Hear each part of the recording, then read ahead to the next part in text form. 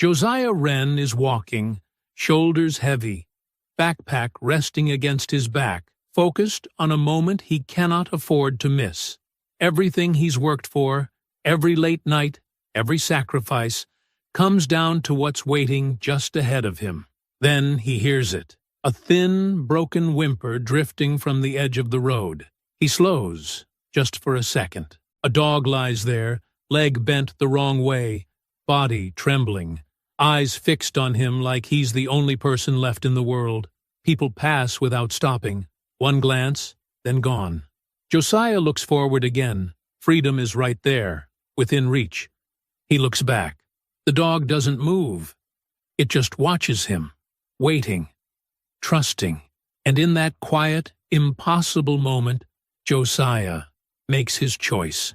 He drops everything and walks toward the animal, lowering himself into the dirt, choosing compassion over his own future. What he didn't know was that this injured dog wasn't just another stray, and that this single decision was about to rewrite his life in ways he never imagined. Before we go any further, comment where in the world you are watching from and make sure to subscribe, because tomorrow's story is one you don't want to miss. The morning light hadn't yet touched the kitchen window when Josiah pressed another strip of clear tape over the growing crack. The glass had started splitting last week, spreading like a spider web across the pane. He could hear his mother's muffled coughs from her bedroom, the kind that made his stomach twist with worry. Through the damaged window, he watched their neighborhood wake up. Streetlights still glowed against the pre-dawn gray, casting weak circles on cracked sidewalks. Mrs. Peterson next door was already shuffling to her bus stop, medical aid uniform crisp despite the early hour. In the living room, Naomi slept curled on their worn sofa bed, her math textbook still open beside her. Josiah gently moved it to the coffee table, careful not to wake her just yet. She needed every minute of rest she could get. The kitchen told their story in silent details, the stack of unpaid bills tucked carefully in the drawer beneath the microwave, the nearly empty cereal box stretched across 3 more breakfasts, the collection of mismatched mugs from yard sales. Josiah opened the refrigerator slowly, minimizing its rattle. Half a gallon of milk, some eggs, lunch meat that needed to be eaten soon. He did the mental math as he packed Naomi's lunch. His mother's coughing grew louder, followed by the creak of her bedroom door.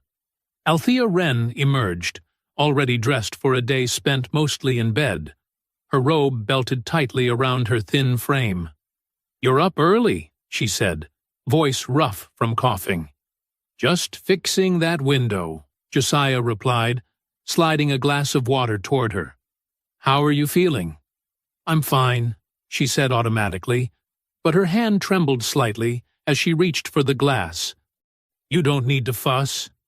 "It's not fussing if it's necessary," he said, echoing words she'd used countless times when he was younger. The morning unfolded in their usual careful choreography. Josiah cooked eggs while Althea woke Naomi, who stumbled sleepily to the bathroom. Their breakfast conversation was quiet but warm, Naomi chattering about her science project while their mother nodded, trying to hide her exhaustion. Before leaving, Josiah checked the kitchen drawer one more time. The latest overdue notice glared red, but he forced himself to focus on the folded bills in his wallet. Money saved from weeks of repair jobs, tucked away for his certification exam. Just a little more, and he'd have enough. The morning air was crisp as they started their walk to school. 2 blocks down, Mrs. Holloway waved from her porch, holding up a desk lamp with a frayed cord. "Josiah, honey, got a minute?" she called out. Her arthritis-curved fingers clutched the lamp base. "It won't turn on anymore." "We've got time," Josiah said, though they really didn't. He guided Naomi up the worn steps. Mrs. Holloway's living room smelled of coffee and yarn. While Naomi admired the elderly woman's latest crochet project, Josiah examined the lamp's cord. The break was simple, just needed reconnecting and some electrical tape. From his backpack, he pulled out the small repair kit he always carried. "How much do I owe you?" Mrs. Holloway asked when the lamp flickered to life. "No charge," Josiah said, despite knowing every dollar mattered. Some things were worth more than money. They passed Mr. Benton struggling with his laundry cart on the corner. Without being asked, Josiah grabbed one handle while Naomi took the other. Together, they helped the older man navigate the broken sidewalk to his building's entrance. At Naomi's school, Josiah spotted Tommy Jenkins hanging back from his friends, hands in empty pockets during lunch trade time. He knew that look, had worn it himself often enough. "Hey, Tommy," he called, pulling out his packed lunch. "Want to split this? Mom made too much again." The lie came easily, kindness wrapped in dignity. His own school day passed in a blur of classes and quick calculations. During lunch, he worked on Mr. Rodriguez's broken radio in the maintenance room where he helped part-time. The radio's speaker crackled to life just as the bell rang. After school, he biked to Mr. Rodriguez's store to deliver the repaired radio. The cash he earned went straight into his sock, joined by the money he'd been saving. The certification exam fee seemed closer now, almost within reach. The ride home took him past familiar landmarks of struggle. Crown Pawn's neon signs, easy cash advances promising windows, check cashing places with bars on their windows. Each storefront reminded him of what happened when hope ran out and desperation set in. Evening found him at the kitchen table with Althea, the air heavy between them. "Rent's late again," she said finally, eyes fixed on her untouched tea. "I thought maybe this month." She trailed off, and Josiah felt the weight of everything unsaid. He thought of his saved money, of the exam fee, of futures balanced on the edge of present needs. Without a word, he stood and grabbed his bike helmet. "Where are you going?" Althea asked, worry creasing her forehead. "Got one more delivery to make," he said, careful to keep his voice neutral. "Won't be long." The cash in his sock felt heavy as he wheeled his bike onto the front steps. Dusk was settling over their street, painting the houses in shades of gray and shadow. He could see lights coming on in windows, families gathering for dinner, normal lives continuing behind closed doors. Josiah clipped on his helmet and pointed his bike toward the industrial district. The store would close soon, and he couldn't afford to be late. Not tonight. Not with so much depending on him. The sunset had already faded into a gray twilight as Josiah pedaled harder against the drizzle. His jacket wasn't thick enough for the autumn chill, but he couldn't slow down. The repair shop's lights would go dark in 20 minutes, and with them, his chance to collect the payment that could save both the grocery money and his precious exam savings. Industrial Park Road stretched ahead like a river of wet asphalt, street lamps casting lonely pools of light between the warehouses and loading docks. Semi-trucks roared past, throwing spray across his bike wheels. The cold rain had started as a mist, but was steadily becoming more insistent, soaking through his clothes and making his hands slip on the handlebars. He was calculating how to divide the payment, half for food, half for his certification fund, when a sharp cry cut through the rumble of traffic. Josiah's hands tightened on the brakes before his mind fully registered the sound. He tilted his head, listening. There it came again, a whimper that spoke of pain and fear, coming from somewhere near the drainage ditch that ran alongside the road. Josiah squinted through the rain. The shop would close soon. He needed that money. But the cry came once more, weaker this time. "Just a quick look," he muttered, steering his bike toward the sound. The front tire slipped in the mud as he dismounted. The drainage ditch was deeper than it looked from the road. its sides slick with wet earth. Josiah picked his way down carefully, using roots as handholds. In the growing darkness, he could make out broken branches and scattered debris, signs that something had tumbled down the embankment. Then he saw it, a large brown dog lying on its side in the mud.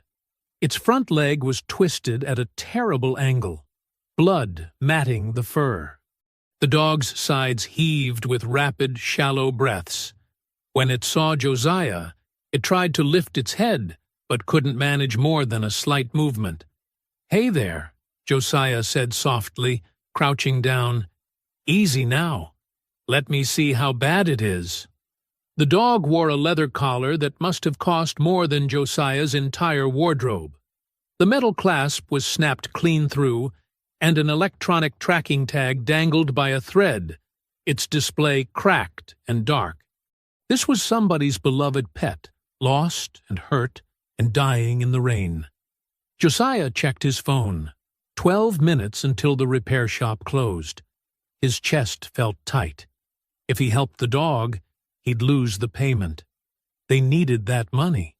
His mother's medication, Naomi's lunch money, the exam fee he'd worked so hard to save, it all hung in the balance.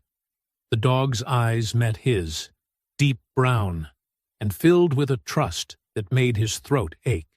He thought of Naomi, how she always believed he would do the right thing. He thought of all the times he'd stopped to help others, not because it was easy, but because it was necessary. "Okay," he whispered, more to himself than the dog. "Okay, let's get you some help."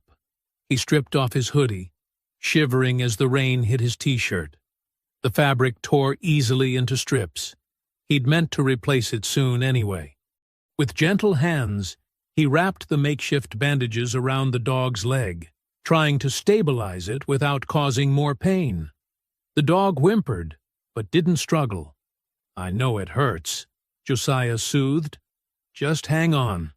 Behind the corner market, 2 blocks away, he found what he needed, an abandoned shopping cart with one wobbly wheel. It wasn't ideal, but it would have to do.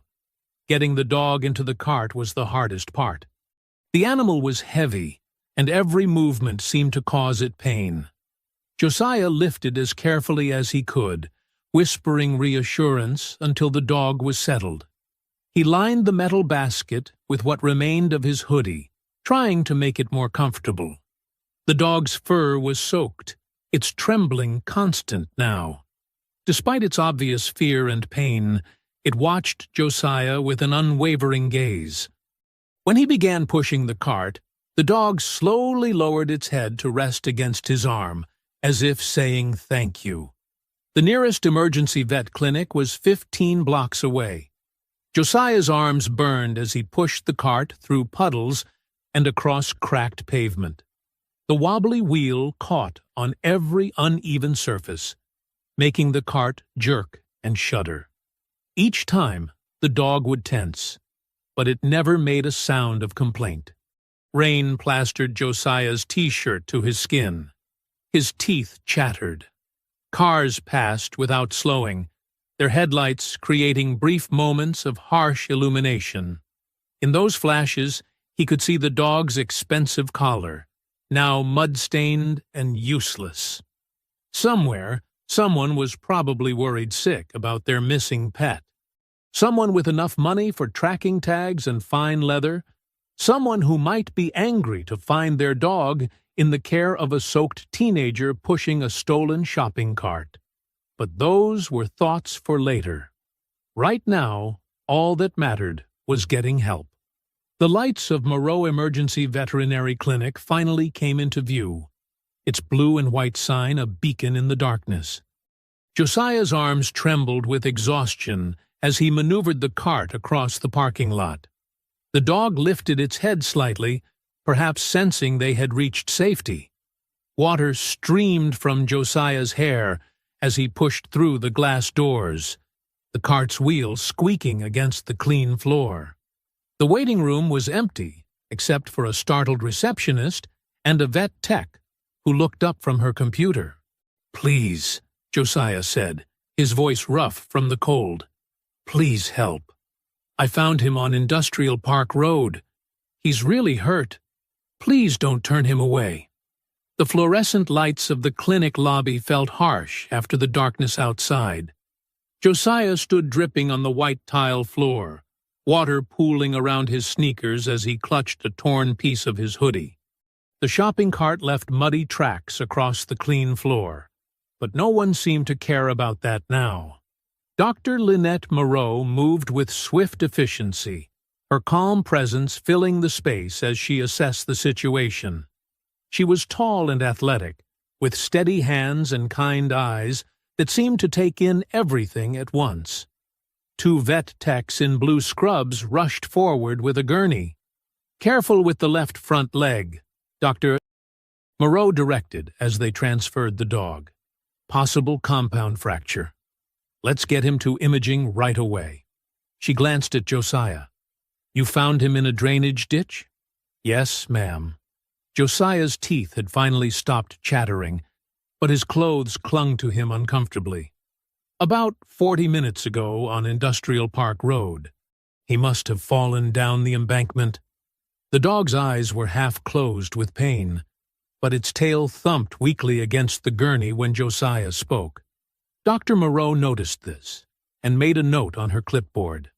"The collar tag is damaged. Were you able to read any information?" Josiah shook his head. "Just part of some fancy crest and 2 letters. V and A. The electronic part isn't working at all. We'll need to run a microchip scan, Doctor," Moreau told one of the techs. She turned back to Josiah. "This dog needs immediate surgery. The leg injury is severe, and I'm concerned about internal bleeding. We can't wait to locate an owner." The receptionist, a middle-aged woman with reading glasses hanging from a chain, cleared her throat. "Doctor, we need authorization for emergency treatment. And the initial deposit—" Josiah's heart sank, but he stepped forward before she could finish. His hands shook slightly as he pulled out the wadded bills from his pocket. Money that represented so many different hopes and needs. Rent help, grocery money, the precious exam savings he'd been gathering dollar by dollar. "How much do you need?" His voice came out steady, even though his stomach was in knots. The receptionist named a figure that made him flinch. It would take almost everything he had. He glanced at the dog on the gurney, remembering its cry of pain in the darkness, the trust in its eyes when he'd found it. With cold fingers, he counted out the bills and placed them on the counter. Dr. Moreau had been watching this exchange. Something in her expression shifted as she saw his hands trembling, not from cold now, but from the weight of the decision. She stepped closer to the desk. "Janet, let's apply the Good Samaritan discount," she said quietly. "And we can waive the emergency hour surcharge." The receptionist nodded and recalculated, pushing back several bills.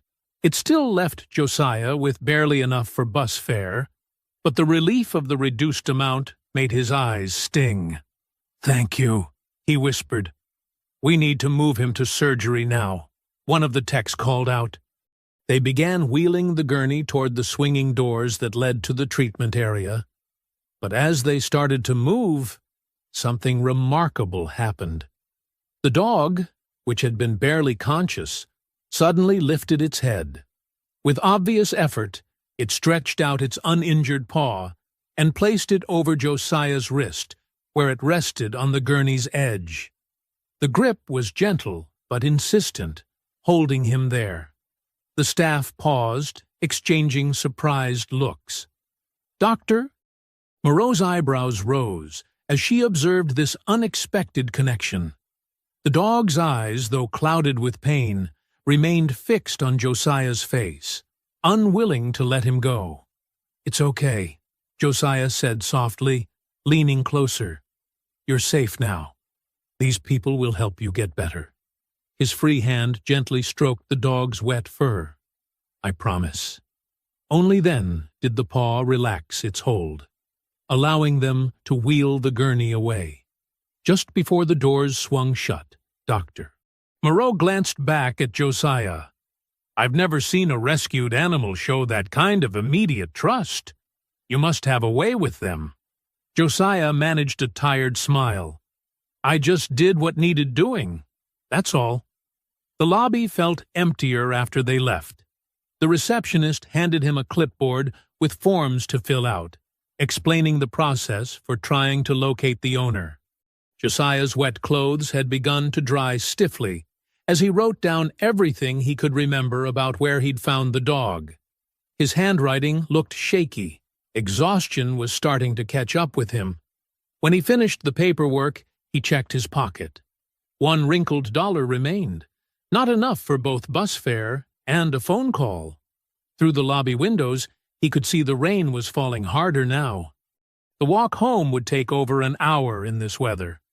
"Do you need to call someone?" the receptionist offered, her voice gentler now. "You can use our phone." Josiah shook his head. "Thank you, but I'll manage." He didn't want to worry his mother by calling this late, and he knew they couldn't afford to come get him anyway. Better to just start walking and figure out how to explain everything when he got home. He zipped up his thin jacket, bracing himself for the cold rain waiting outside. The torn hoodie sleeve was still clutched in his hand, a reminder of the choice he'd made and couldn't take back. As he pushed open the clinic door, the midnight air hit him like a wall of ice. The street stretched dark and empty before him, but somewhere behind those surgical doors, a dog was fighting for life because he'd stopped to help. The walk home seemed endless. By the time Josiah turned onto his street, his clothes were soaked through again, and his muscles ached from shivering. The porch light cast a weak yellow glow across their weathered front steps. Through the kitchen window, he could see his mother's silhouette at the table.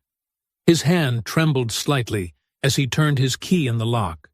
The door creaked, that same familiar sound he'd been meaning to fix, and he stepped into the warmth of their small house. The kitchen light spilled into the cramped living room where Naomi lay curled on the fold-out sofa, her breathing too quick to be truly asleep. Althea sat perfectly still at the kitchen table, surrounded by stacks of papers. Unpaid bills, past-due notices, and payment schedules all spread out like a map of their troubles. Her fingers traced the edge of an envelope marked "Final Notice" in bold red letters. When she looked up at Josiah, the shadows under her eyes seemed deeper than usual. "You're soaked through," she said softly, pushing back her chair. "Where's your hoodie?" Josiah's throat felt tight. He moved into the kitchen light, water dripping from his clothes onto the linoleum floor. "Mama, I need to tell you something." Her hands went still on the table. "Did something happen with the delivery?" "I never made it there." The words came out heavy with exhaustion. "I found an injured dog on Industrial Road. It was hurt real bad, bleeding, couldn't walk. I had to help it. Had to help." Althea's voice trailed off as understanding dawned in her eyes. "Josiah, please tell me you didn't spend the money on a stray dog." "It wasn't a stray. It had this fancy collar, but it was broken. I took it to Dr. Moreau's emergency clinic." He swallowed hard. They needed payment to start treatment. The kitchen clock ticked loudly in the silence that followed. On the sofa bed, Naomi had given up pretending to sleep and sat up, hugging her knees to her chest as she watched them. "How much?" Althea's voice was barely a whisper. "Almost all of it. Dr. Moreau gave us a discount, but—" Josiah's shoulders sagged. "I'm sorry, Mama. I know we needed that money. I know the rent's late, and your medicine." "Sorry?" Althea stood up so quickly her chair scraped against the floor. "Josiah, we are 3 weeks behind on rent. The power company left another notice. I had to cut my pills in half to make them last." Her voice cracked. And you spent our emergency money on somebody else's dog? I couldn't leave it there to die. Josiah's eyes burned with tears he refused to let fall. It was looking right at me, trust in its eyes, like it knew I'd help. Trust doesn't pay bills. Althea's hand slammed down on the stack of papers, making Naomi jump. Trust doesn't keep a roof over our heads or food in the refrigerator. We are this close to losing everything. And you, she pressed her fingers to her temples, trying to steady her breathing. The delivery money. Tell me you at least got that. Josiah shook his head. The store was closed by the time I got the dog to the clinic. I missed the whole thing. Althea sank back into her chair, the anger draining from her face, leaving only fear behind. Her hands trembled as she gathered the scattered bills into a pile. What are we going to do now? From the living room, Naomi's small voice cut through the tension.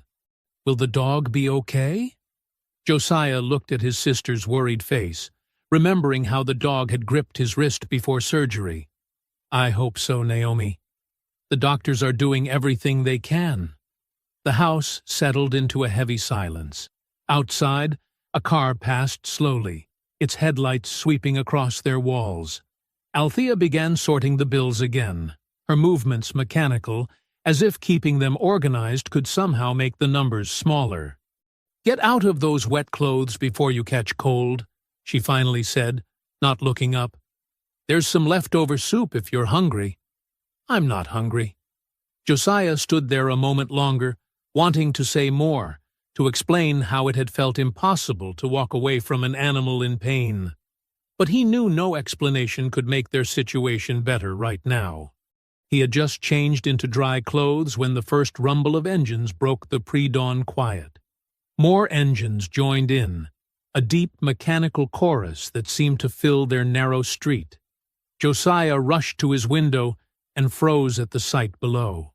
15 black SUVs, their polished surfaces gleaming even in the dim street lights, rolled to a stop in front of the Wren house. They moved with military precision, forming a line that stretched the length of the block.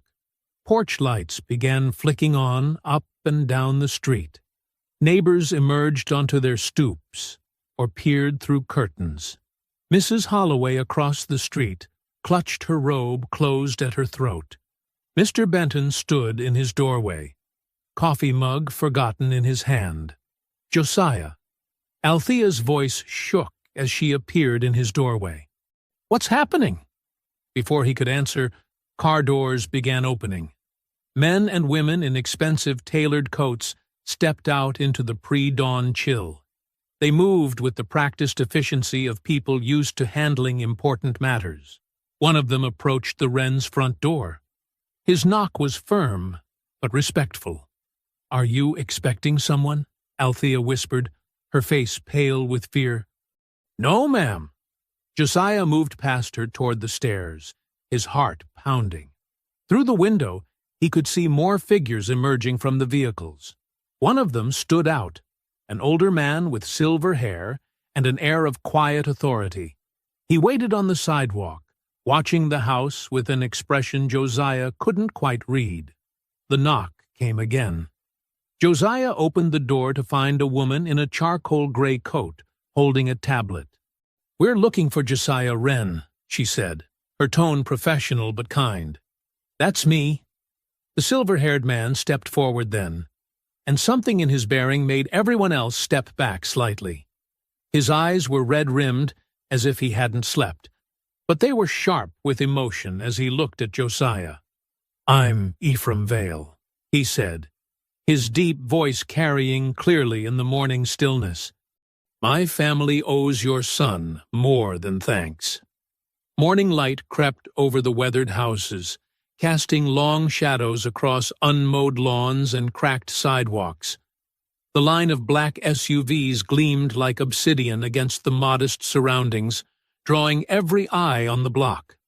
Children pressed their faces to bedroom windows, while adults gathered in small clusters, whispering behind their hands. Ephraim Vale's shoes, Italian leather that probably cost more than a month's rent, made hollow sounds on the worn wooden steps of the Wren's porch. His presence seemed to fill more space than his physical frame, though he carried himself with careful restraint. Behind him, his staff maintained a precise formation, their tailored coats and alert postures marking them as professionals accustomed to managing delicate situations. From one of the vehicles came a soft whine. Argent, still bandaged but alert, watched through the tinted window with unusual intensity. The dog's eyes never left Josiah. "Your actions last night meant more than you could have known," Ephraim said, his voice carrying the weight of sleepless hours and profound relief. "Argent was my Catherine's constant companion for years. Yesterday afternoon, we held a private memorial service, the first anniversary of her passing. During the confusion of guests leaving, somehow Argent's leash was mishandled." He paused, mastering emotion. "We've had search teams out all night." Althea stood in the doorway, one hand gripping the frame as if to steady herself. Her threadbare robe couldn't hide how thin worry had made her. Naomi peeked around her mother's hip, taking in everything with wide eyes but staying carefully quiet. The learned behavior of a child who understood when adults were navigating difficult moments. "I didn't know," Josiah said softly. "I just saw he was hurt and scared, which makes your choice even more remarkable." Ephraim's gaze swept over the house's exterior. The peeling paint, the patched window, the missing shutter. His expression revealed nothing, but his eyes noted every detail. "You had no idea who Argent belonged to, no guarantee of any reward. Yet you spent your own money and risked missing work to help him." A sleek woman in her early 30s stepped onto the porch then, Sabine Vale, though she didn't introduce herself. Her tailored pants suit and perfect posture created a stark contrast to the setting. She watched Josiah with barely concealed skepticism, as if trying to solve a puzzle. Ephraim reached into his coat and withdrew an envelope. "I'd like to offer you proper compensation for—" "Please, sir." Josiah's voice was quiet but firm. "I appreciate it, but I can't take money for doing what anyone should have done." A murmur ran through the watching staff. Sabine's eyebrows rose slightly, but it was Ephraim's reaction that mattered. Something in his face softened, as if Josiah's refusal had confirmed something important. "Anyone should have done it," Ephraim repeated thoughtfully. "But they didn't. You did." He returned the envelope to his pocket. "Perhaps we could discuss a different arrangement. I'd like you to visit the estate once Argent has recovered fully. He's formed an unusual attachment to you, which is remarkable given his training. And I think you and I should have a longer conversation about your future." "My future?" Josiah glanced back at his mother, whose worried expression had shifted to cautious wonder. "Yes. And of course, we'll handle the veterinary expenses." Ephraim's tone made it clear this wasn't up for debate. "Dr. Moreau called to inform us of your payment. That will be refunded immediately." The morning air filled with possibility. Neighbors who had been watching from a distance began to drift closer, sensing that something unprecedented was happening. Mrs. Holloway clasped her hands together as if in prayer. Mr. Benton gave Josiah a proud nod. "That's very generous," Althea managed, her voice stronger now. "Josiah has always had a good heart." "So I see." Ephraim smiled slightly. "It's rare to find genuine character, especially in someone so young. Sometimes the right person simply needs the right opportunity." In the SUV, Argent pressed his nose against the window, leaving a foggy mark. The dog's unwavering focus on Josiah seemed to carry meaning beyond simple gratitude. Sabine stepped closer to her father, her voice pitched low but clear. "Dad, Remember what we discussed about being careful with— I remember, Ephraim said quietly. To Josiah, he added, My office will be in touch this week to arrange details. For now, get some rest. You've earned it. The staff began returning to their vehicles with practiced efficiency. Ephraim descended the steps with the same measured grace he'd shown climbing them. But before he turned away, he looked back at the small family in their doorway, at Josiah's straight shoulders, Althea's protective stance, Naomi's hopeful face.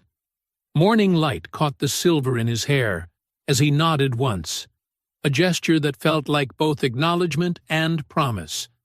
Then he was walking away, his daughter at his side, while Argent's eyes remained fixed on Josiah through the window. The black sedan that pulled up to the Wren house that afternoon seemed almost modest compared to the morning's convoy, but it still drew curious glances from the neighbors. Josiah, wearing his cleanest jeans and a carefully ironed button-down shirt, tried not to fidget as the driver opened the door for him.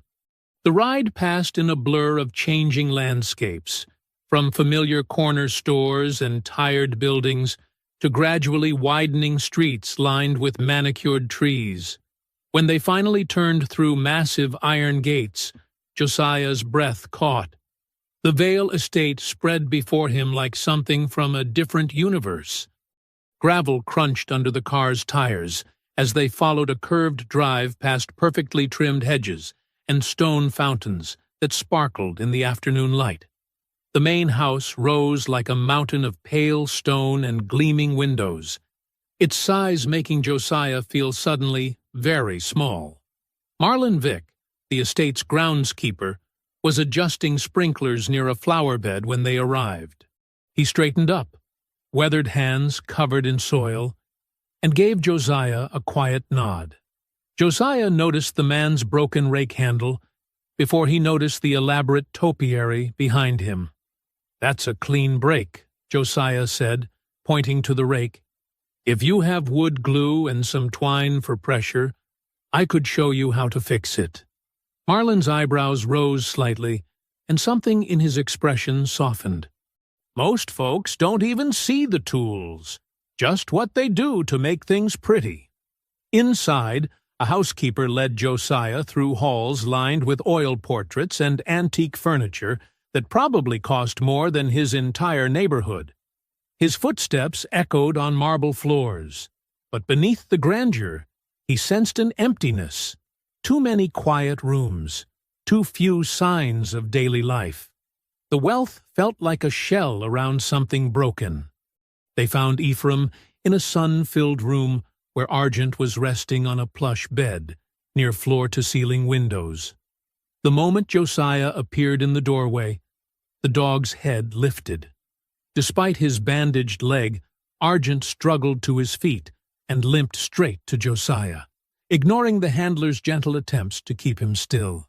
"Careful now," Josiah said softly, kneeling to meet the dog at eye level. "You need to heal first." Argent leaned heavily against Josiah's legs, tail wagging slowly, and refused to move away.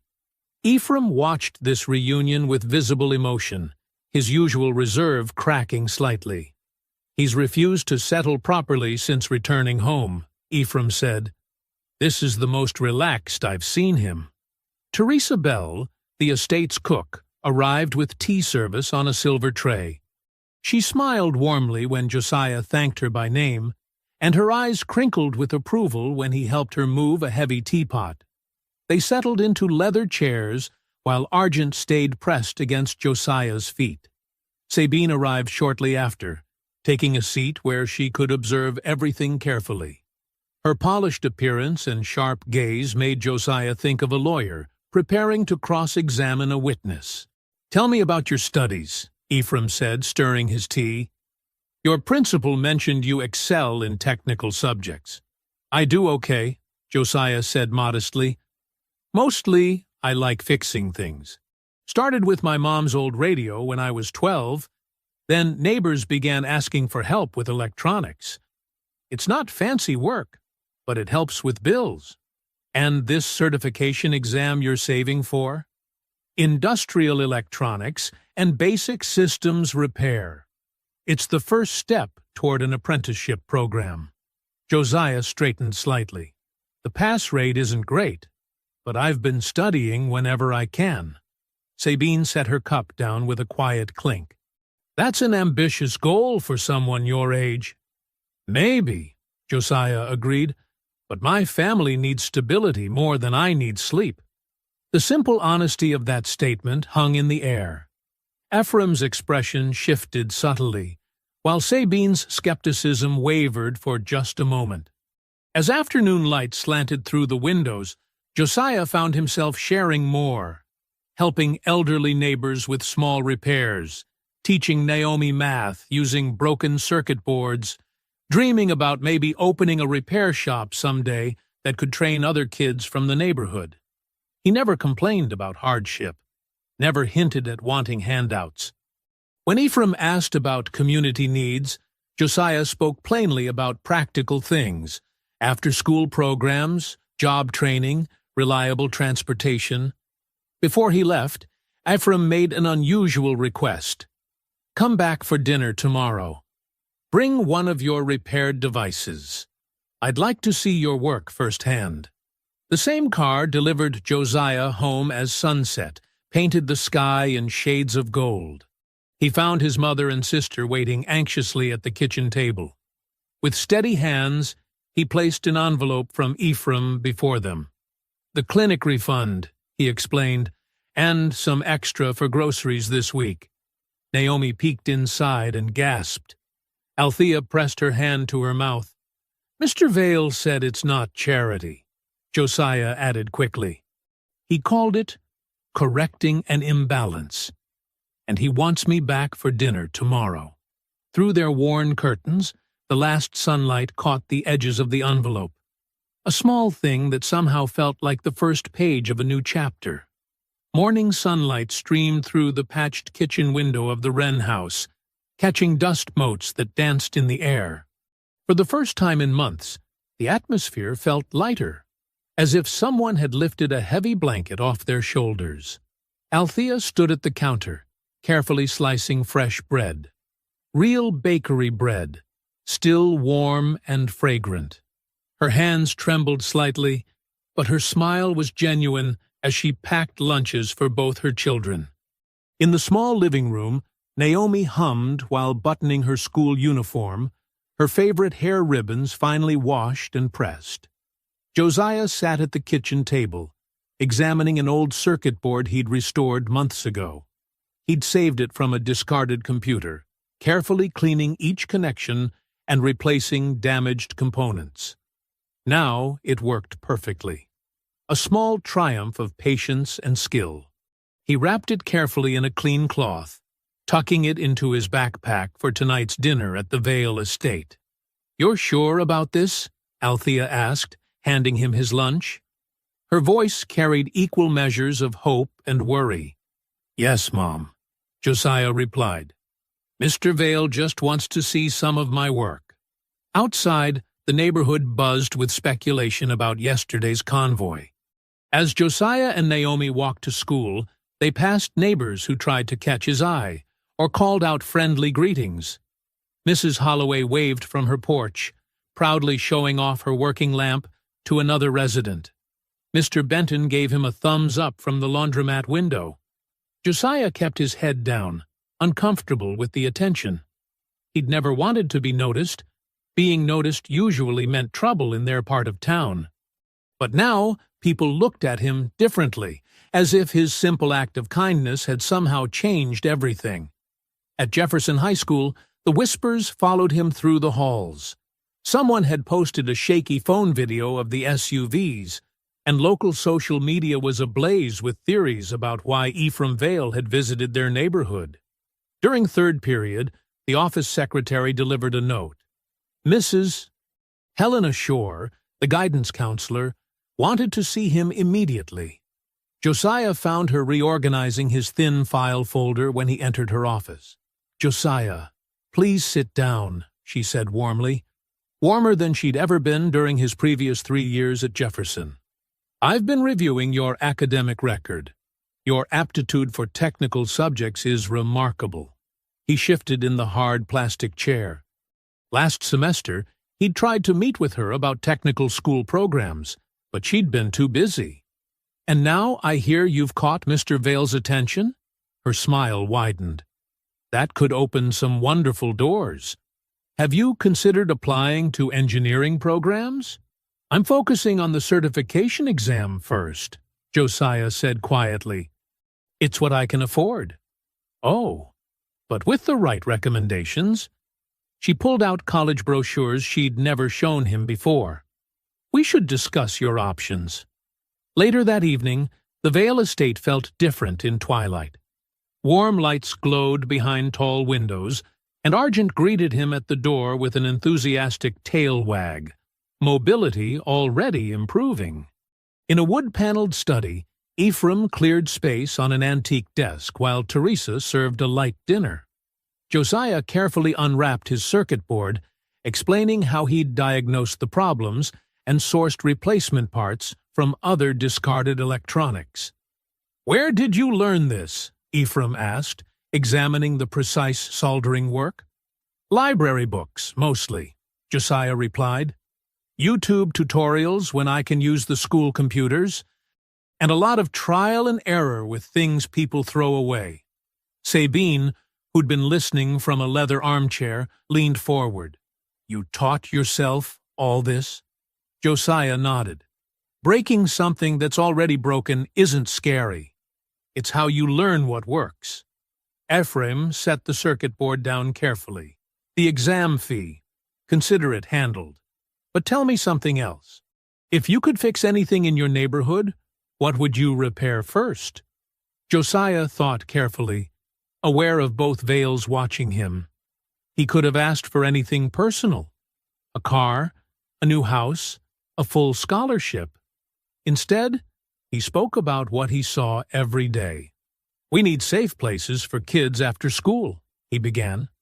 "Too many parents work late shifts, so younger siblings wait in convenience stores or on street corners. If we had a supervised space with tools and computers, kids could learn useful skills instead of getting into trouble."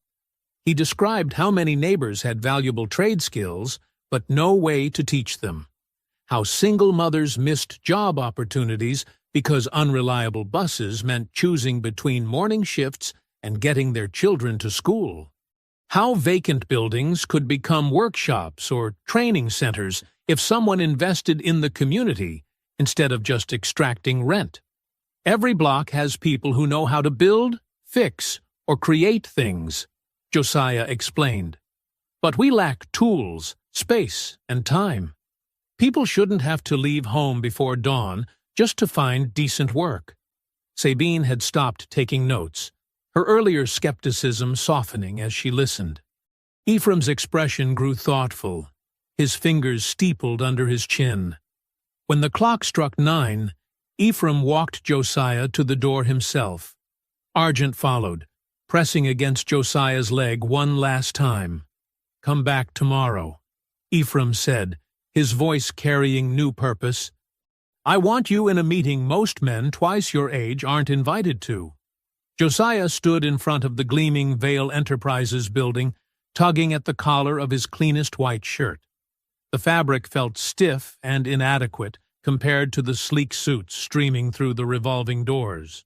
His worn backpack, containing only a notebook and 2 sharpened pencils, felt like a child's school bag among the leather briefcases and designer laptop bags.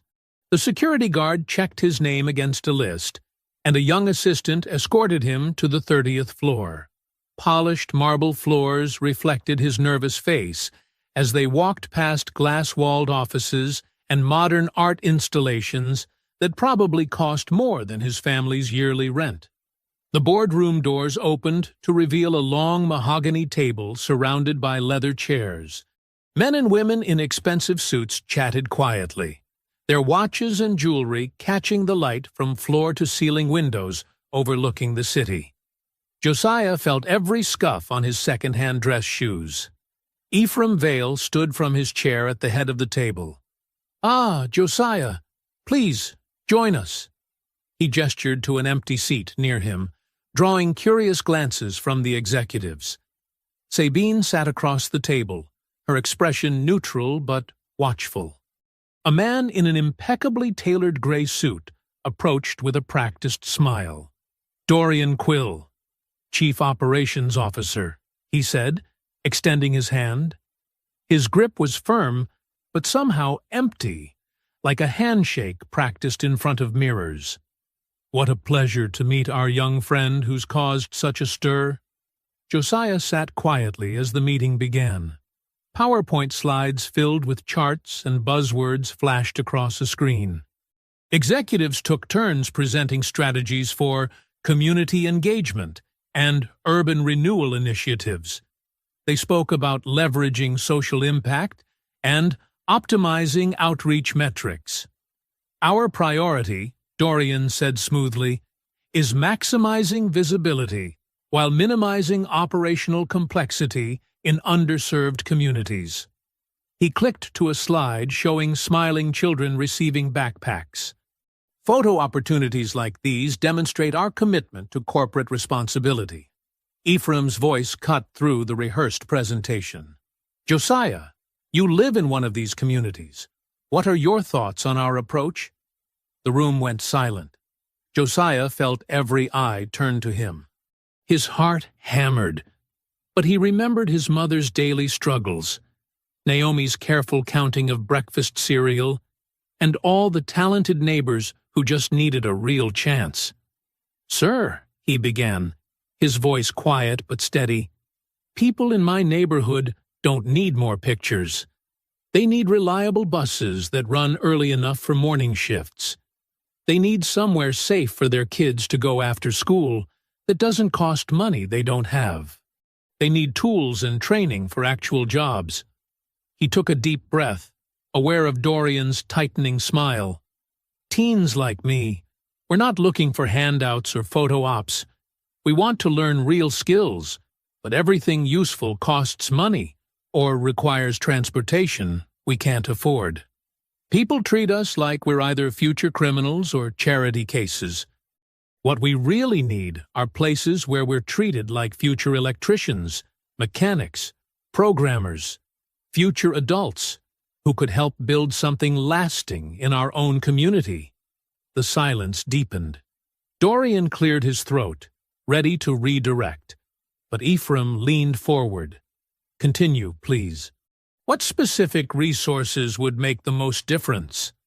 For the next 15 minutes, Josiah outlined practical needs, supervised workshop spaces with basic tools and computers, evening classes taught by local tradespeople, reliable childcare so single parents could attend training, small business mentoring, and transportation assistance for job interviews and early shifts.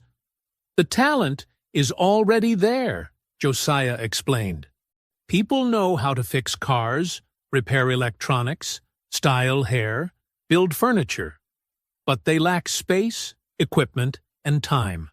They need bridge support until their skills can support them." Ephraim's eyes were bright with interest. Several executives were taking genuine notes now, but Dorian's smile had become a mask, his pen tapping steadily against his leather portfolio. Josiah had unknowingly exposed the hollow center of Dorian's carefully crafted community engagement strategy. After the meeting, Ephraim asked Josiah to stay. "What would you say to helping us design a youth innovation and trades center? A pilot program in your neighborhood? Real resources, real training, real opportunities? You mean actually build something like what I described? Better. You'd help shape it from the ground up. Your practical knowledge, combined with our resources." Ephraim spread his hands. "Think about it. Talk it over with your mother." In her office down the hall, Sabine was already pulling up public records on her computer, searching through the Wren family history. Something about this situation felt too perfect, too miraculous. Her father, usually so guarded since her mother's death, was opening up to a stranger. She needed to be certain. The city bus ride home felt dreamlike to Josiah. The same tired streets looked different now, full of possibility. He imagined vacant buildings transformed into workshops, empty lots becoming training spaces, neighbors teaching their skills to the next generation. In their small kitchen that night, Althea hugged him tight, her eyes bright with tears. "Maybe," she whispered against his hair, "just maybe, God really did send that dog to you for a reason." The morning sun cast long shadows across the cracked sidewalk outside Reverend Odessa Pike's church as neighbors gathered, their whispers mixing with the rustling of paper programs being passed around. News vans lined the street, their satellite dishes reaching toward the sky like metal flowers. The old brick building, weathered but dignified, had never seen such attention. Reverend Odessa stood near the steps, her silver hair gleaming as she greeted each arrival with the same warm smile she'd offered during years of quiet service.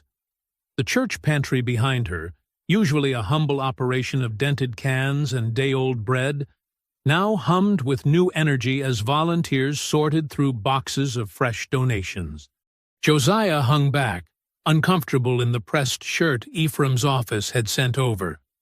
Naomi clutched his hand, her eyes wide at the cameras. Althea stood straighter than she had in months. The weight of constant worry temporarily lifted from her shoulders. "Look at all these people," Naomi whispered, pointing at the growing crowd. "Is it really because of you and the dog?" Before Josiah could answer, a video began playing on a portable screen set up near the podium. There he was, captured by someone's phone camera, standing awkwardly on his own porch, while Ephraim Vale expressed genuine gratitude. The footage had gone viral overnight. The contrast of gleaming black SUVs against peeling paint, a powerful businessman thanking a teenager who'd spent his last dollars saving a beloved pet. Comments and shares had poured in. Finally, some good news. This is what character looks like. Help this kid help others. The story struck a chord that reached beyond their forgotten neighborhood.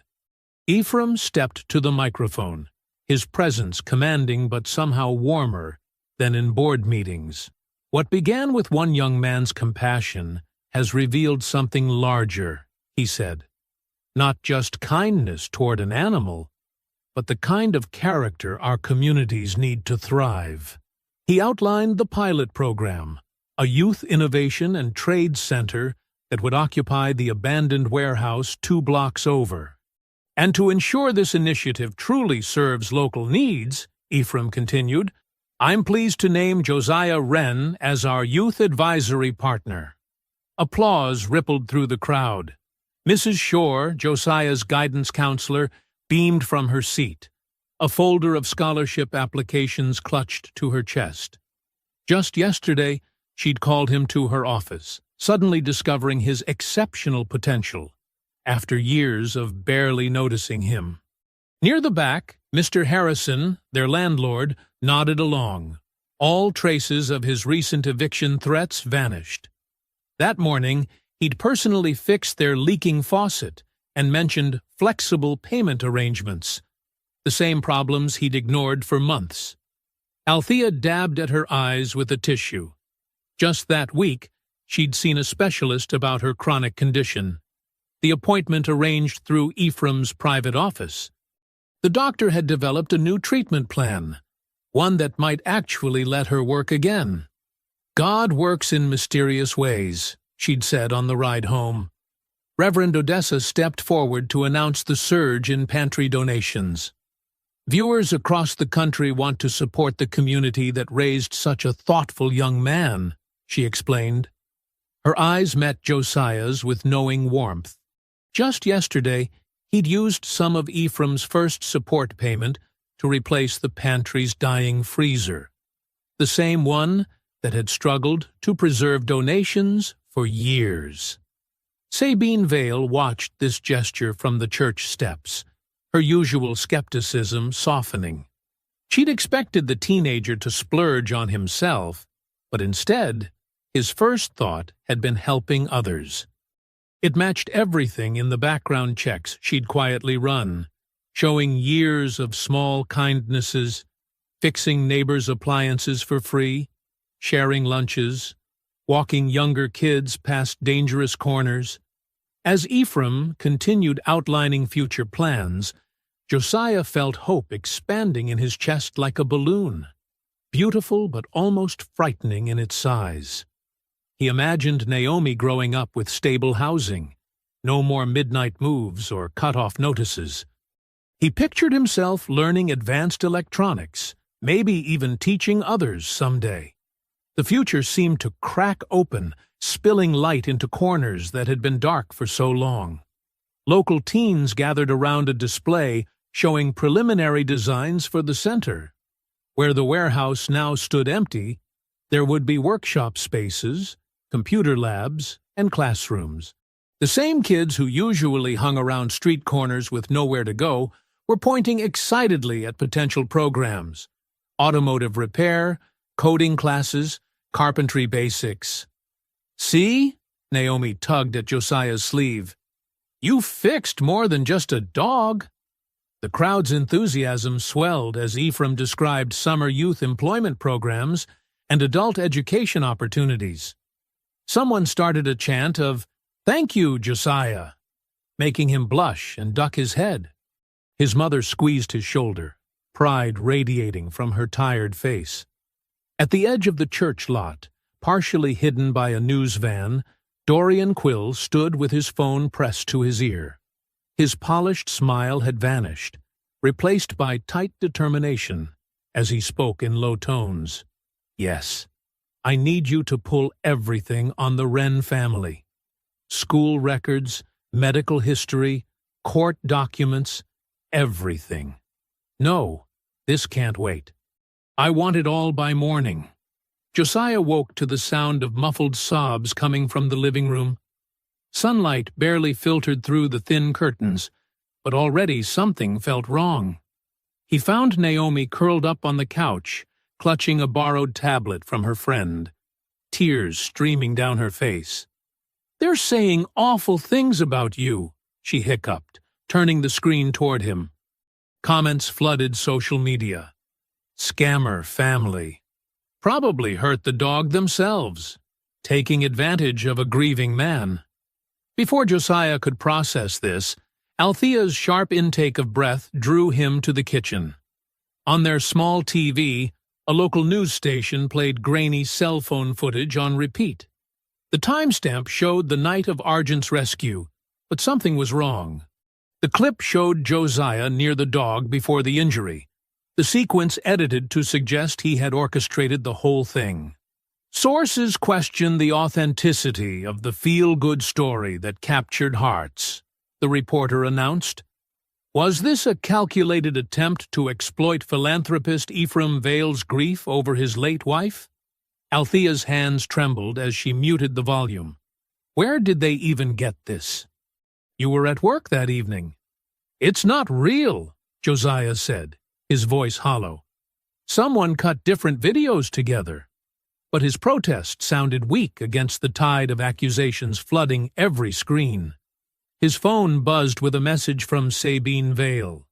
"My father's advisors are concerned about optics. We need to pause public involvement until this is resolved." The formal tone felt like ice water down his back. Just yesterday, she had started to believe in him. At school, whispers followed him through the hallways. Students who had congratulated him the day before now turned away. Mrs. Shore, the guidance counselor, canceled their scholarship meeting with a vague email about pending review of circumstances. During lunch, Josiah overheard two teachers.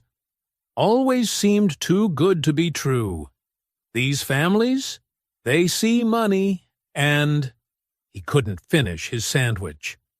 After school, the final blow waited on their front door. A formal notice citing lease violations. Mr. Harrison, emboldened by their sudden vulnerability, listed infractions he had ignored for years: unauthorized repairs, noise complaints, late payments. The message was clear. Now that they were in the spotlight, he wanted them gone. "We should never have let ourselves hope," Althea whispered, crumpling the notice in her fist. She sank into a kitchen chair, the weight of public scrutiny crushing her shoulders. "They're digging up everything. My old medical bills, that misunderstanding with the insurance company." Her voice broke. "Making us sound like criminals." Josiah's phone kept buzzing. Missed calls from Ephraim, messages from the project team, reporters requesting comments. Each notification felt like an accusation. The youth center sponsors had already frozen funding, citing community concerns. Naomi tried to delete cruel comments as they appeared, but they multiplied too quickly. "Why are they being so mean?" she asked. "You only helped Argent. You made things better. But had he?" Looking around their small house, now under threat, Josiah wondered if kindness was a luxury they couldn't afford. Every good thing he'd tried to build was being twisted into something ugly. He deleted his social media accounts, stopped answering calls, and told his mother he wouldn't visit the Vale estate anymore. The thought of seeing Argent, whose rescue had started all this, filled him with a strange new pain. His simple act of compassion had been transformed into something calculated and dirty.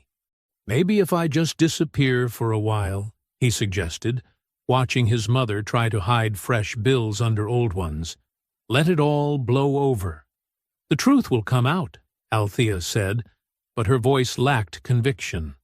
They both knew truth moved slower than rumors. That evening, needing escape from the suffocating atmosphere at home, Josiah found himself on the church steps. The same steps where yesterday's celebration had felt like a turning point. Now they were just cold concrete. Reverend Odessa emerged from the church, her steady presence unchanged by the chaos. She sat beside him without speaking, letting the evening settle around them. "They're making me doubt myself," Josiah finally admitted. "Making me wonder if I should have just kept walking that night." "The world is quick to celebrate kindness," Reverend Odessa said, her voice gentle but firm, "and sometimes even quicker to suspect it. But truth doesn't stop being truth just because lies get louder first." Josiah stared at his hands, the same hands that had bandaged Argent, fixed neighbors' appliances, carried groceries for elderly residents. Yesterday, they had seemed capable of building a future. Now, they felt empty. The church bells chimed the hour, their familiar sound a reminder that some things remained constant, even when everything else shifted. But for Josiah, sitting in the growing darkness, even that comfort felt far away. The streetlights cast long shadows through the kitchen window as Josiah returned home. His mother sat hunched over a scatter of papers at the table, quickly wiping her eyes when she heard the door. Naomi pretended to read on the couch, but her worried glances between them revealed she noticed everything. "I thought I could protect you both from knowing how bad things were," Althea said softly, her fingers trembling as she sorted through overdue notices. "But now everyone can see our struggles online, twisted into something ugly." Josiah pulled out a chair, the wood scraping against linoleum.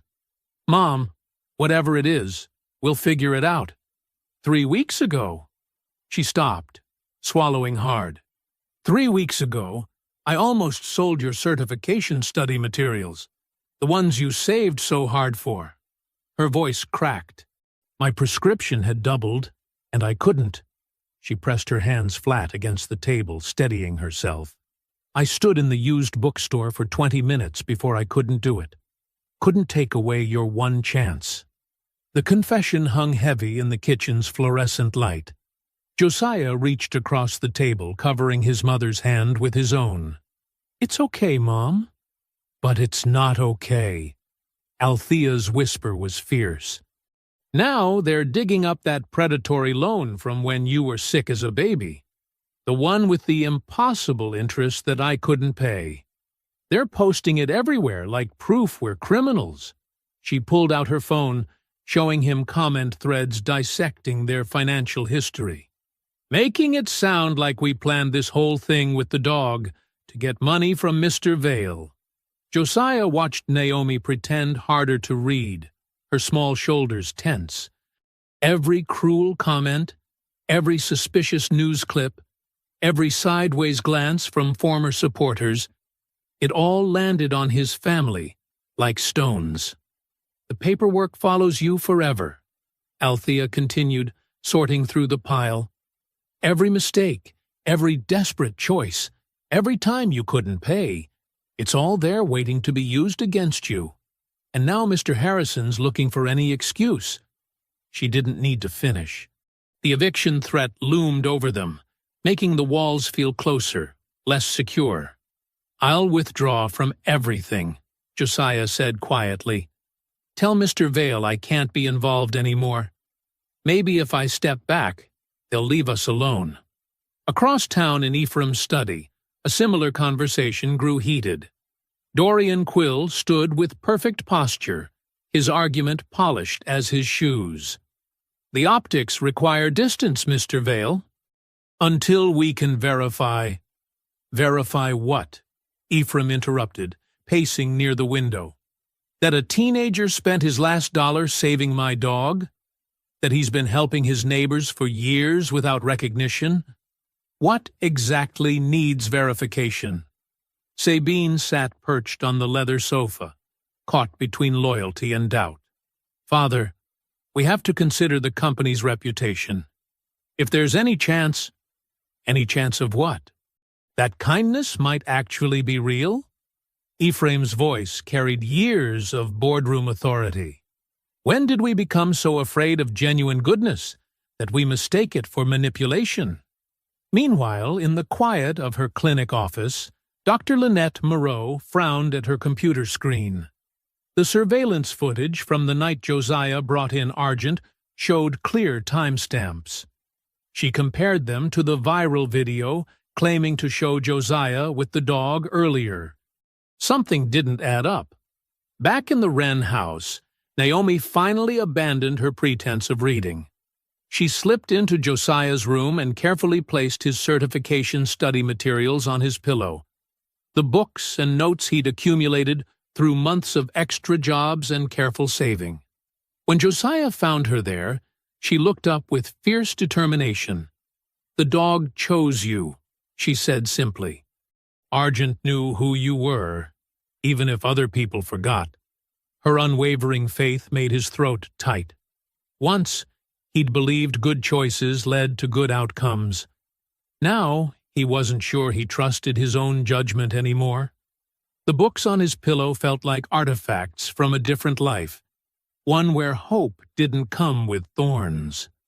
He was about to respond when his phone buzzed. An emergency alert lit up the screen. "Breaking. Fire and electrical failure reported at Vale Foundation Temporary Housing Complex. Multiple families affected." The timestamp showed 11:47 p.m.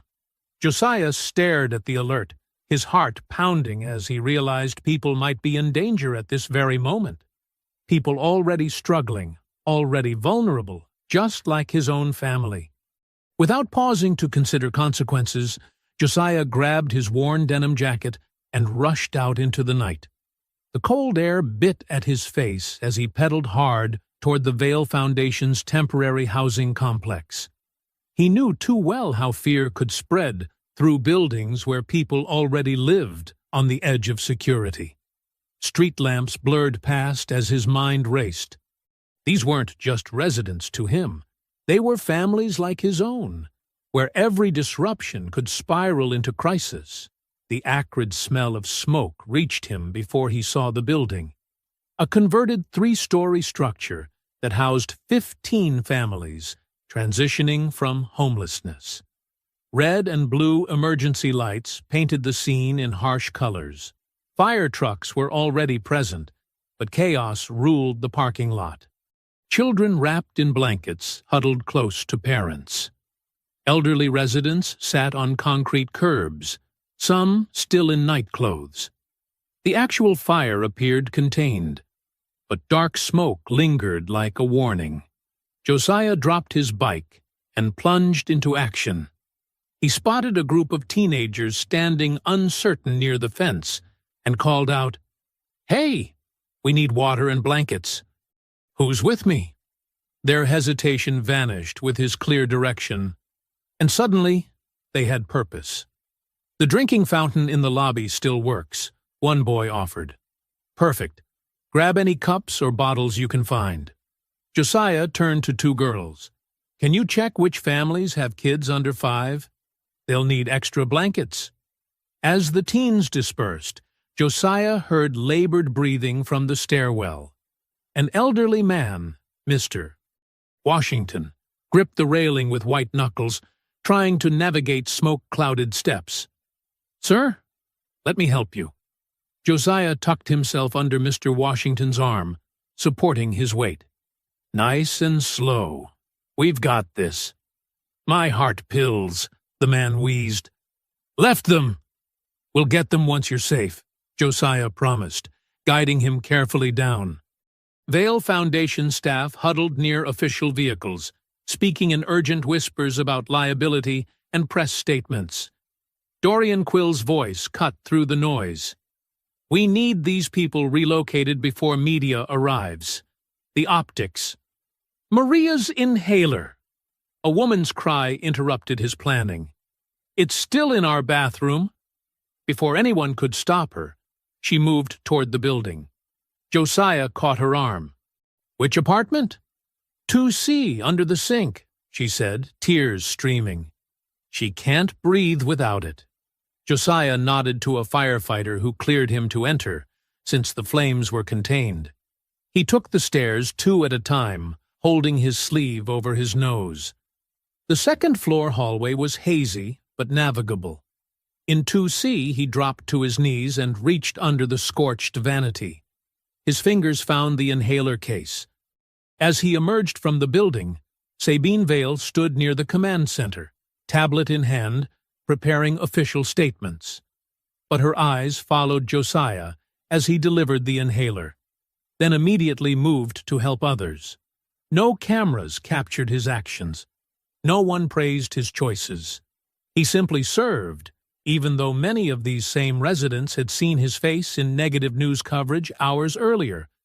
Between tasks, Josiah's repair instincts drew him to the electrical panel. Something felt wrong.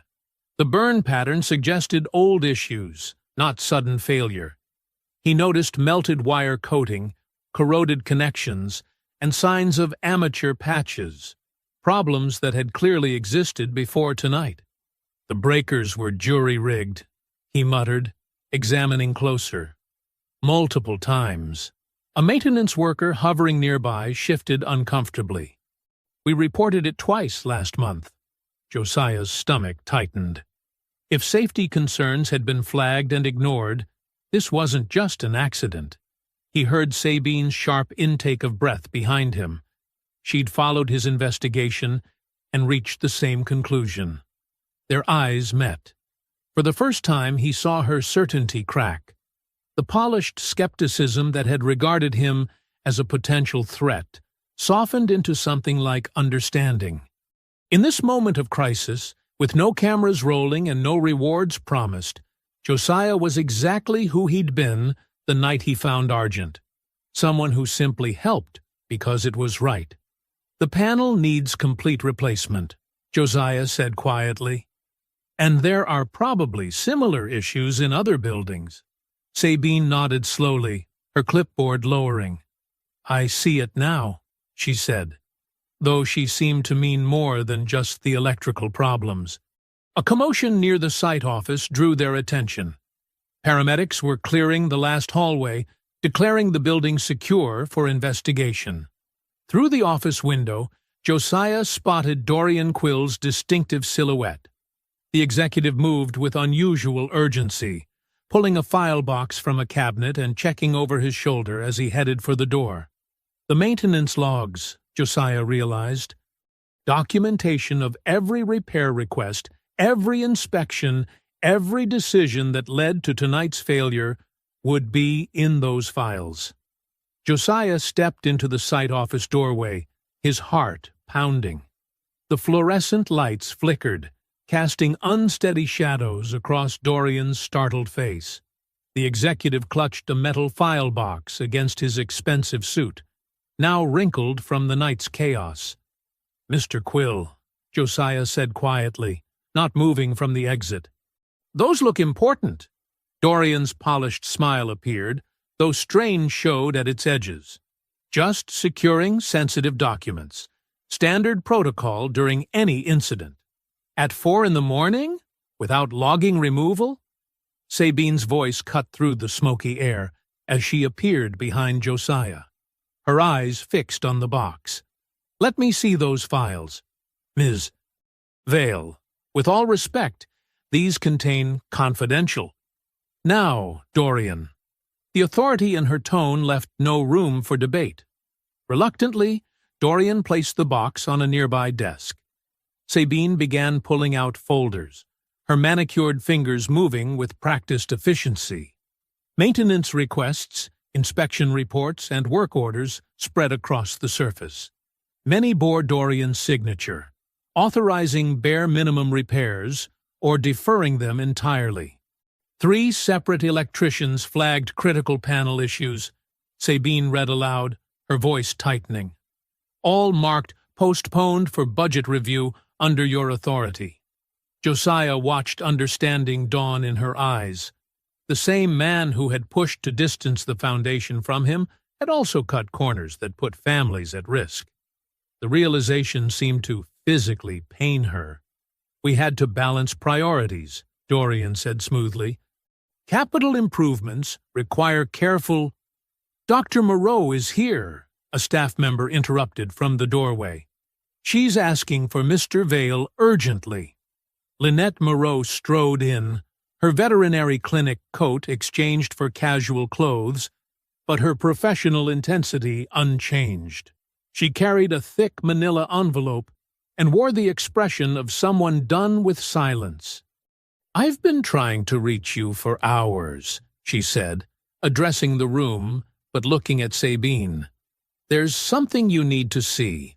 She spread contents across a clear section of desk, time-stamped intake forms, payment records, and most damning, crystal-clear security camera stills showing Josiah arriving at the clinic with an already injured Argent in the shopping cart. The dog's wound occurred hours before Josiah found him, Dr. Moreau stated firmly. "The injury pattern and blood coagulation prove it.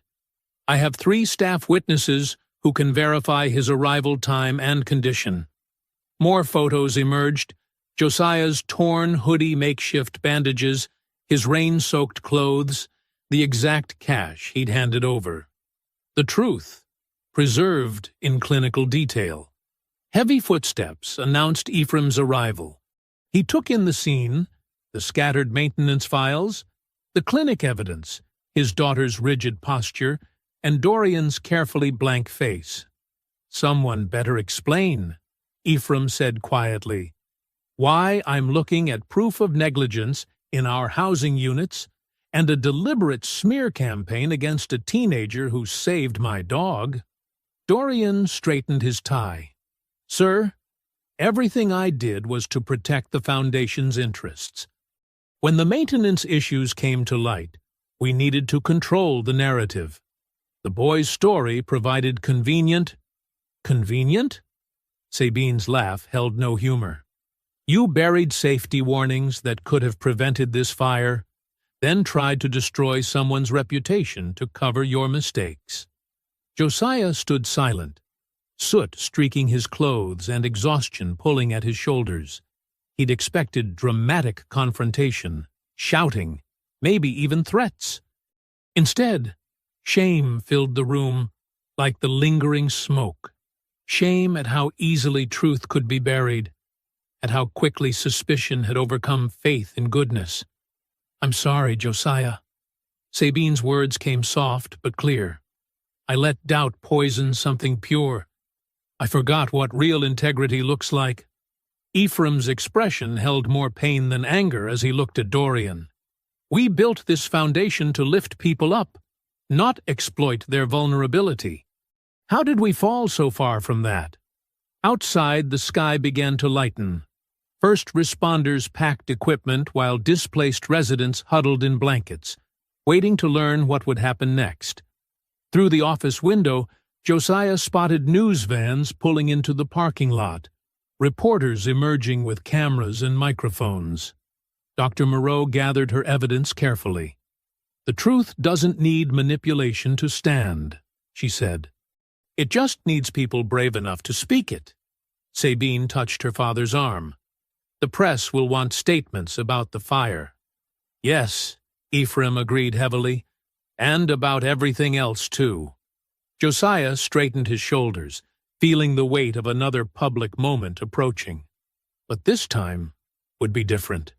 This time, truth stood with him, solid as sunrise breaking over the horizon.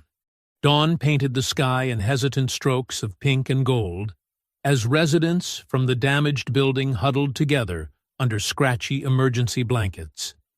News vans lined the blocked-off street, their satellite dishes reaching toward the brightening sky like metal sunflowers. Camera crews jostled behind hastily erected barricades, microphones extended like accusing fingers. Ephraim Vale stood at the edge of the property, his usual commanding presence softened by the weight of revelation. His jacket was creased, his tie loosened, small signs of a long night's toll. He turned to Josiah, who looked equally worn, but somehow stronger in the morning light. "They're waiting," Ephraim said quietly. "What do you want me to say? After everything Dorian did, everything we let happen, you've earned the right to decide how this story ends." Josiah looked past the cameras to where Mrs. Patterson, an elderly resident, clutched her medication bag with trembling hands. Near her, the Martinez family tried to comfort their crying toddler. A teenager about Naomi's age sat on a curb, still wearing pajamas, looking lost. "Sir," Josiah said, his voice steady despite his exhaustion, "I don't want this to be about revenge." Sabine, standing nearby with Dr. Moreau's evidence folder, blinked in surprise. "These families need real help right now," Josiah continued. "They need beds tonight, medicine tomorrow, and honest repairs next week. Making this all about destroying Mr. Quill won't fix their homes or make anyone's life better." He gestured toward the damaged building. "Tell the whole truth. About Argent, about the smear campaign, about the maintenance problems. But then talk about what comes next. Real investment. Not quick fixes or photo opportunities, but actual long-term commitment that treats people with dignity. After what they did to your reputation," Sabine started. "That's exactly why," Josiah interrupted gently. "When you're treated like you don't matter, the last thing you need is more anger. You need someone to finally see you're worth investing in." Ephraim studied the young man before him, seeing again why Argent had trusted him instantly that rainy night. "You continue to teach me, Mr. Wren." He squared his shoulders and walked toward the press barrier. Cameras clicked rapidly, reporters called out questions. Josiah stood slightly behind him, straight-backed but humble. "Good morning," Ephraim began, his voice carrying across the parking lot. "I owe you several truths today." He spoke clearly about Argent's rescue, revealing the surveillance footage that proved Josiah's innocence. He detailed the maintenance negligence, accepting ultimate responsibility as foundation head, even as he announced Dorian's immediate dismissal. Each word seemed to lift shadow from Josiah's shoulders. But dwelling on our failures helps no one, Ephraim continued. These families deserve better than becoming footnotes in a scandal. Starting today, we're providing immediate temporary housing in quality hotels. Within 1 week, we'll begin complete renovation of this property with triple-checked safety protocols. He paused, then smiled slightly. And Mr. Wren's proposed Youth Innovation and Trades Center? It launches immediately, with full funding and community oversight. Because this young man reminded us that true philanthropy isn't about appearing generous. It's about recognizing dignity and investing in potential. The crowd's mood shifted like weather changing. Residents straightened, hope replacing resignation in their faces. Reporters' questions turned from accusatory to curious about implementation details. Sabine stepped forward to outline specific relief measures, her professional polish now warmed by genuine commitment. Dr. Moreau watched from the sidelines, nodding in quiet satisfaction as her evidence helped restore justice. The teenager who had once emptied his pockets to save a wounded dog now stood tall as plans unfolded to lift his entire community. When the formal statements ended, Ephraim turned away from the cameras. In the relative privacy of their small group, he faced Josiah with naked emotion in his eyes. "You know," he said softly, "you saved much more than my dog that night." He placed a hand on Josiah's shoulder. "You brought my conscience back." Josiah ducked his head, still uncomfortable with praise. Behind them, social workers began coordinating hotel placements, while foundation staff distributed food and clothing vouchers. The sun climbed higher, burning away the last traces of smoke and shadow. A new day had dawned, built not on vengeance, but on the simple power of truth, aligned with compassion. Mrs. Patterson shuffled over to squeeze Josiah's hand. "You're a good boy," she whispered, "just like my Harold was." Coming from her, it felt better than any news headline or official vindication. Sabine organized transport for the displaced families, her phone pressed to her ear as she arranged details. But her eyes kept returning to Josiah with a mix of admiration and lingering regret for having doubted him. The morning's first relief supplies arrived: blankets, toiletries, fresh coffee and paper cups. Small comforts, but they represented something larger. Proof that help was real this time, not just promised. Josiah accepted a cup of coffee, letting its warmth seep into his tired hands as he watched hope slowly replace fear in his neighbors' faces. 3 months after the dawn revelation at the damaged housing complex, Magnolia Street hummed with anticipation. Fresh paint gleamed on the restored brick walls of what had once been an abandoned tool warehouse. Crisp autumn banners fluttered in the morning breeze announcing, "Welcome to Argent House Innovation and Trades Center." The transformation hadn't happened overnight. In the days following the public reckoning, emergency housing arrangements had given displaced families safe shelter in local hotels. Construction crews had worked through summer heat to gut and restore the old warehouse, their progress watched daily by curious neighbors. Legal teams had crafted documents ensuring the Wren family couldn't be pushed from their home by predatory tactics. Most importantly, Ephraim had followed through on every promise, funding Josiah's certification exam, securing comprehensive medical treatment for Althea, and establishing permanent support systems for the community.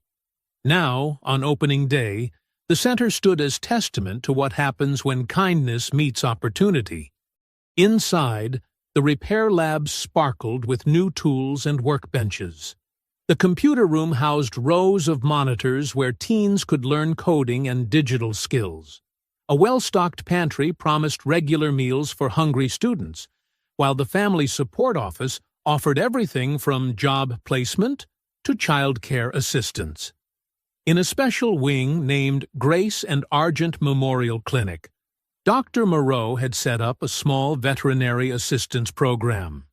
A portrait of Ephraim's late wife, Grace, holding Argent as a puppy, hung beside the entrance, her gentle smile seeming to approve of how her legacy had grown. Josiah moved through the morning crowds with quiet confidence, his new certification badge catching the light. As youth program coordinator, a part-time position that worked around his continued education, he greeted each nervous teen with the same patient attention he'd once given a wounded dog on a rainy night. "The soldering station is over here," he explained to a group of boys eyeing the repair lab. "Next week, we start basic electronics troubleshooting." Near the reading nook, 10-year-old Naomi sat importantly at her small desk, checking names off a sign-in sheet with careful penmanship. "Welcome to Argent House," she chirped to each visitor, her pride evident in every movement. Althea watched from the front row of seats, her face fuller and more relaxed than it had been in years. Regular medical care had brought color back to her cheeks, and the constant fear of losing everything had finally lifted from her shoulders. Beside her, Reverend Odessa dabbed at her eyes with a tissue, overcome by seeing hope take such concrete form in her neighborhood. "Look how far we've come," the Reverend whispered, squeezing Althea's hand. Dr. Moreau stood nearby, discussing clinic protocols with her new part-time assistant. She'd insisted on being involved, saying any place born from an act of animal rescue should continue that mission. Sabine, elegant as always but warmer now, moved between groups answering questions about programs and scheduling. Ephraim observed it all from a quiet corner, his eyes following Josiah with paternal pride. The boy who had once emptied his pockets for a stranger's dog now moved with the natural authority of someone who knew his worth. Not with arrogance, but with the steady confidence of character proven under pressure.